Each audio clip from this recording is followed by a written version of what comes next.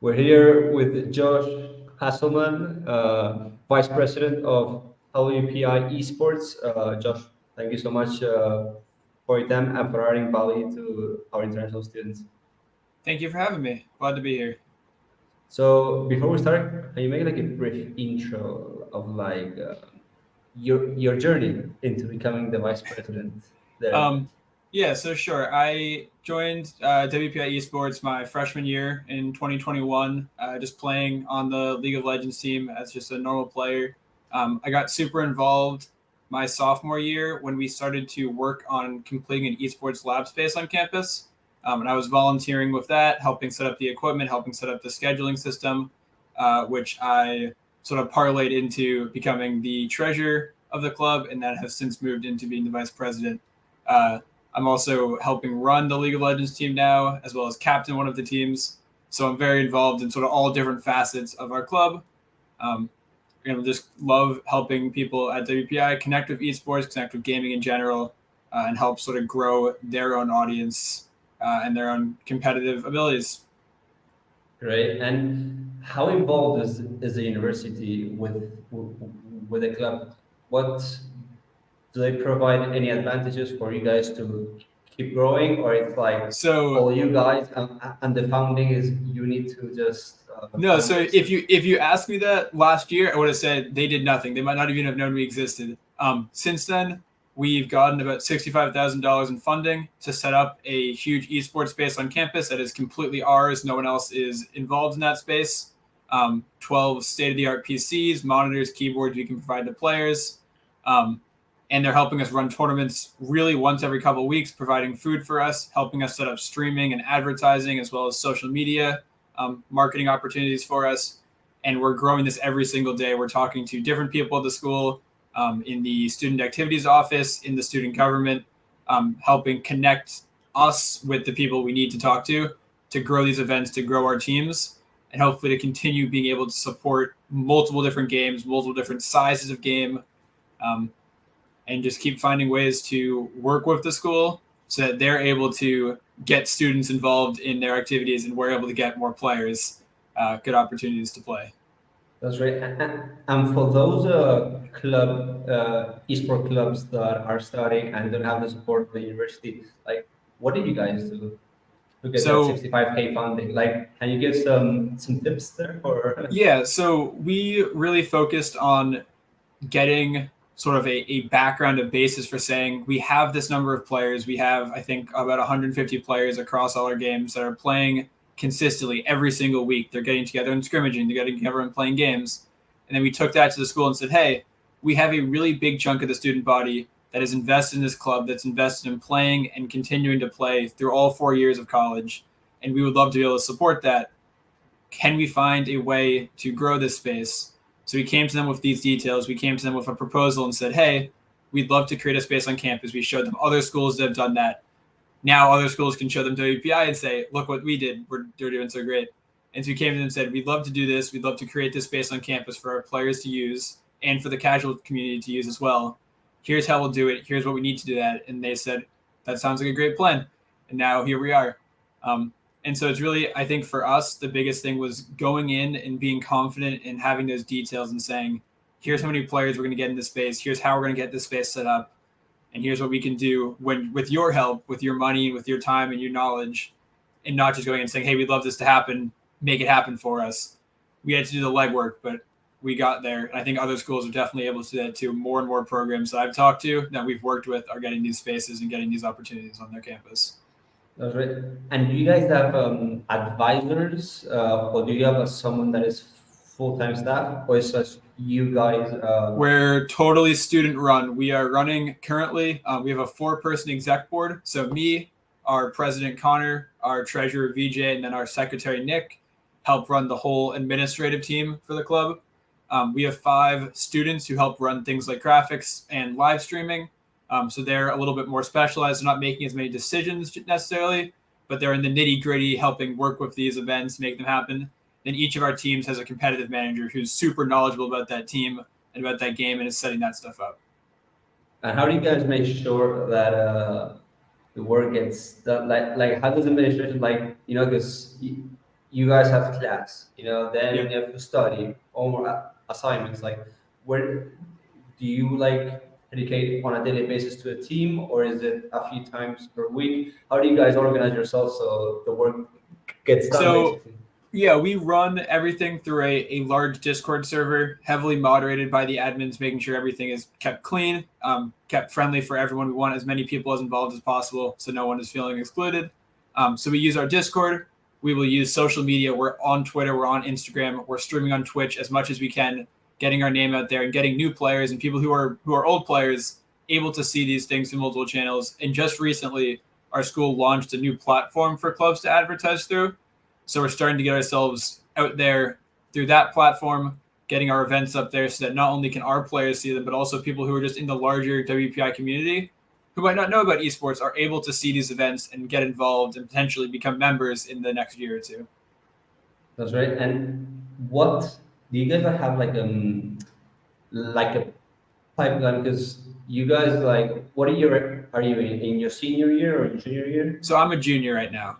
Okay, but like when you potentially graduate, and if you guys don't have a full time, like, how do you make sure that the program keeps growing? Like, So part of why we love having so many people involved in leadership, whether it's running a whole team as a captain or running an entire game as a competitive manager, is that the hope is these players and these people, as they move through those positions, will get experience in leadership and in roles in esports and graduate from captain to competitive manager, eventually, hopefully, taking over my job and being vice president or president. So the goal is every year when we do elections in November, that we get a new group of people who are excited, who are invested in this, and can continue sort of setting up every year as one group of leaders graduates. There's already 4 or 5 people who are involved and excited to do that. And do you think it's essential, like, to talk to administration and get like a few full-time positions for those students that want to keep this going, or do you think student run will make the job? I think student run has worked great for us because we have a super involved student body, from the execs to like just people who are subbing on teams. Everyone is super involved, super active. And so for us, it's given us more flexibility. We're not having to go through the school every time we want to work on something. We can just say we'd love to run this tournament, and a week later that tournament is scheduled and is happening. I think as we grow and continue to expand as a club, we will definitely be exploring either having students with full-time positions with the school, or potentially hiring someone who can manage the club as a whole who is not a member of the student body. And just what do you think sets your program apart from the other ones? Like, what is the main focus that you want to excel in and differentiate? I think a big thing that sets us apart is that while we're obviously competitive, our goal is to win. Our goal is to get esports teams that are extremely competitive and can grow. We're focused as much as possible on just getting players time to play, whether that's at the highest collegiate level possible or whether it's just in casual events. And so we're number one thing we're hammering every single time we post in something in Discord, every time we make a tournament, is as many players as we can get involved in this. We want to get involved because we just want to see Mhm. people getting chances to get involved in esports, no matter what level they're at of experience, of skill. If they're getting to play, it's a win for us. That's good. And how do you not fight, but like how do you compete with those? Because LAPI, okay, is a very good academic school. Okay, but Sure. like, why there's also very good academic schools that also offer esports scholarships. Why do students go to your esports club? Like, why do you think you guys get expanding year by year? I what mean, do you think is the reason? I think a big part of it is simply that at a tech school, we have a larger number of people just in the general student body that are involved in gaming casually. And like I've been saying, we've been doing a huge amount of our marketing aimed at saying, if you've been playing Fortnite with your friends for 5 years and it's your favorite game, why not come play with us competitively? Keep that same team that you're playing with, and we'll help you get involved in the competitive side. And so one of the things that we're trying to do that even some other top academic schools might not be able to do is sort of make that bridge of, we have all this huge pool of casual players who are just playing these games all the time, coming to our tournaments, and we're working on getting all those players involved in our competitive scene, playing against other colleges, beating other colleges, because that's what we're about here. Um, and hopefully sort of parlaying our academic success into competitive success in esports if we can. And do you think the members of the club like what would you say is the ratio of like students that would like to go to the esports industry full time or part time, or those students that just use it to increase their portfolio and experience when they graduate and go to the workforce in. So I would guess it's probably a quarter of our club is thinking about esports from the management side. However, WPI and our club specifically has a huge game development program, both in the programming side, but also in the art, in the writing, and the just game design side. And far and away, that is probably the most popular major within our club. So I would suspect that at least 50% of our members are going to be involved in esports and in gaming in some capacity after graduating. No, that's great. That's great. And how does like a day to day look for you? For me or for our club in Yeah. general? Well, let's say the club in general. Yeah, go on. So for day to day, we're running generally. Each team gets to sort of set their own agenda, finding their own scrimmages against other colleges or against other WPI teams if that's what they're looking for. Generally, we're aiming at one scheduled official game a week for each team, if not more, if they can find more. So usually we're looking at 2 to 3 days a week of official competitive events.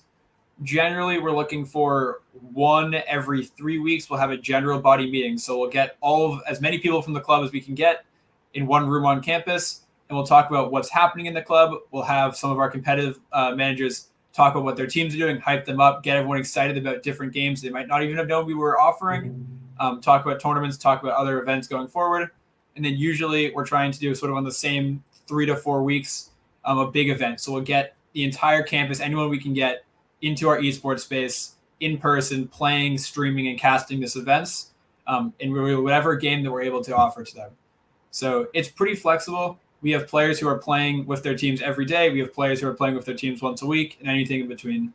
And our hope is we can continue to offer that flexibility so people can sort of do esports at their own pace. That's right. And do you also go to like LAN events? So we actually just started doing our first non-on-campus LAN event this past year. We're working with UMass Amherst, which is another college in Massachusetts, as well as a esports facility in Worcester called All Systems Go, to host a Valorant Invitational. We invited 8 teams last year to play in person, compete for a trophy. This year we're inviting 16 teams with a much larger bracket, obviously, and a much bigger prize pool. We'll be competing in person with our top Valorant team, the top Valorant teams from those 16 schools. And the hope is, with the success of this program the past 2 years, we'll continue to expand that, run other games, or run additional Valorant tournaments through this partnership, because it's been unbelievably successful. Tons and tons of people involved in it across all 16 schools that are playing. That's right. And do you rely, or like in the future, would you like to still rely fully on the university funding, or like are you looking in ways like the local community can support you guys with some funding? Like, have you looked into like possible sponsorships? So I think for now, at least, most of the events that we're running just as WPI events, we're very happy with the funding the school's provided. We have had zero issues getting pretty much any amount of funding we've asked for. And with the amount that we've succeeded at running these, we're hoping that we can just continue to roll that every year. With these outside events, though, with UMass Amherst, with All Systems Go, we're getting sponsors, we're getting funding through All Systems Go to support prizing, to support these machines the players are using, and just continue making it easy for teams to just say, let's go do this. There's a prize pool. They're supporting us with food. They're supporting us with any other cost we might have getting those players in there. So we're sort of trying to balance the size of the events depending on what level of funding we're looking for each of those. And with all this like experience you're gaining, what is your major, and what would you like to do when you graduate, like in next year, basically? So I'm a a little bit different than most of the people in esports. I'm a robotics engineering major, and I'm looking to do robotics engineering. I'm not looking to necessarily go into esports as a full-time gig, but have really dived into this, and it's easily my number one like outside of academics activity. And I think it's actually helped bring a little bit of a different perspective when everyone in the club is so focused on game design and computer programming and things like that. Having that sort of different perspective from being a much more hardware and sort of hands-on focused person has helped me fill in some of the gaps in our planning that I think we might have been missing the past couple of years. It's not a easy major. Like you must. No. Your time management skills are pretty good, I guess. Yeah, I've had to definitely get a lot of experience with Outlook calendars and scheduling and making everything work. But it's one of the nice things about having a club that's this big is that the times that I am too busy to be giving 100%, we have 10 people ready to step up and cover for me. And when those 10 people are too busy, I'm there giving 100% and able to cover for them. So we're sort of our leadership structure, despite having those roles that we've given people, is very just whatever people are willing to put in, we will be very happy to let anyone who wants to get involved get involved. That's our number one leadership thing is if you wanted to devote time to our club, we will gladly have you. That's right, man. Like, where can students and other stakeholders find you on your social media? So our social media is all listed under, I think it's WPI Esports. We're on Instagram and Twitter, as well as on Twitch. We're streaming. Actually, our first, I think, streamed event will be next Friday, or this Friday, the 22nd. So you can tune in to twitch.tv/WPI Esports. Watch that. We're on YouTube as well. So the highlights from that will be posted on YouTube sometime after our event is done. You can also feel free to check out our Discord. I can send you a link to that if you want to publicize it. We're always happy to get anyone who is just even interested in WPI in general involved in there, answer any questions they have.